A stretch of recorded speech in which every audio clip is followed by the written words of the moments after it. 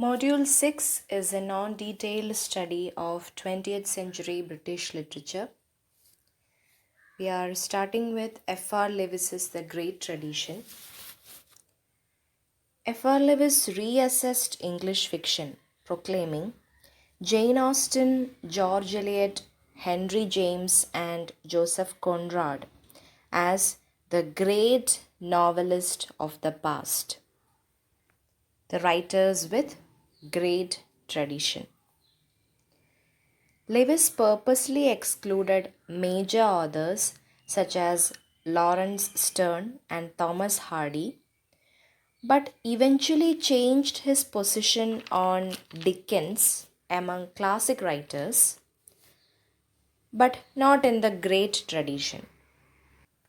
Charles Dickens, Nathaniel Hawthorne, Herman Melville, and Edgar Allan Poe were considered as the successors of Shakespeare.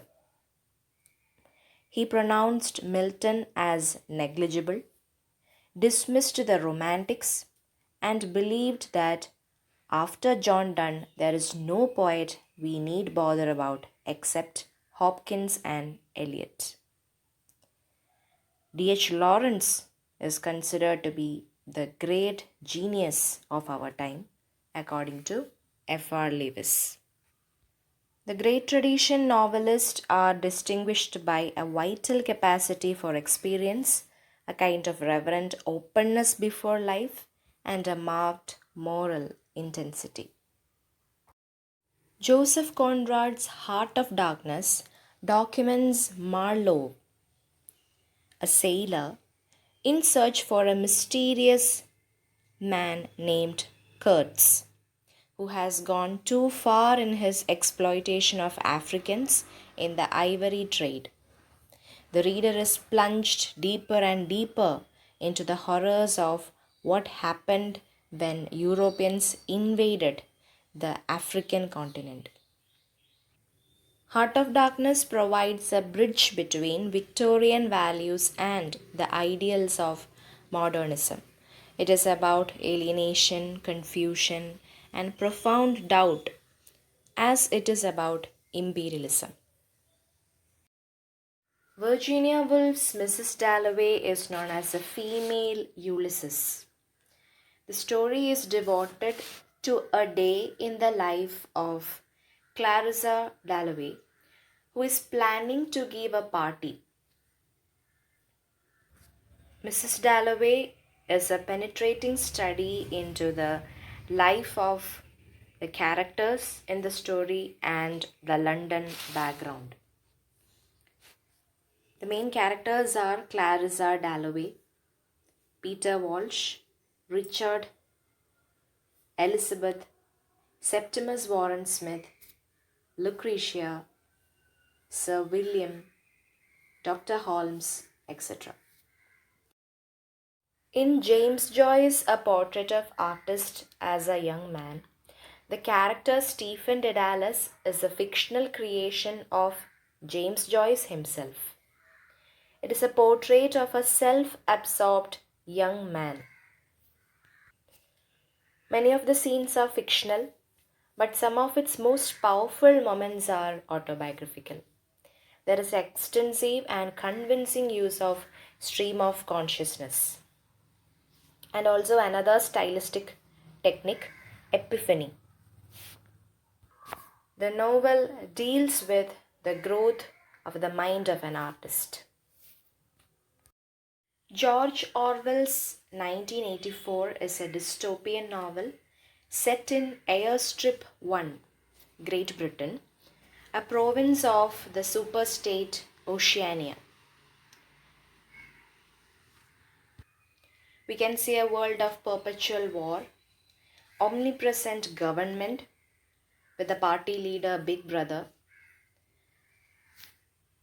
surveilling and manipulating the public, where even independent thought is considered as thought crime.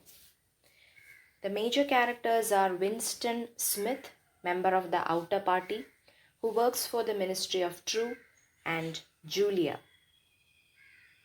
Both of them are against the party, but eventually they are being turned in favor of the government.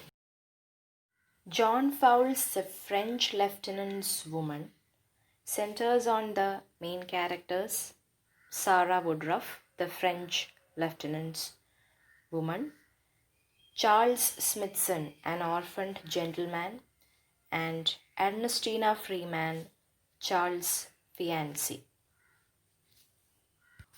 Fowles offers three separate conclusions to the plot as he refuses to constrain the freedom of his characters or to deny his readers the exercise of their own imaginations. Angela Carter's Night at the Circus is a magical realism novel that deals with Colonel Kearney's circus, Grand Imperial Tour that spans from Europe and Asia. The novel deals with the incidents that take place at London, Pittsburgh, and Siberia. The main themes are self-discovery, questioning patriarchal values and notions of commodification, determining who defines identity. Carlyle Churchill's Top Girls deals with women's losing their humanity in order to attain power in a male-dominated environment. It features an all-female cast and focuses on Marlene, who organizes a Saturday night party in a London restaurant to celebrate her promotion at the Top Girls Employment Agency.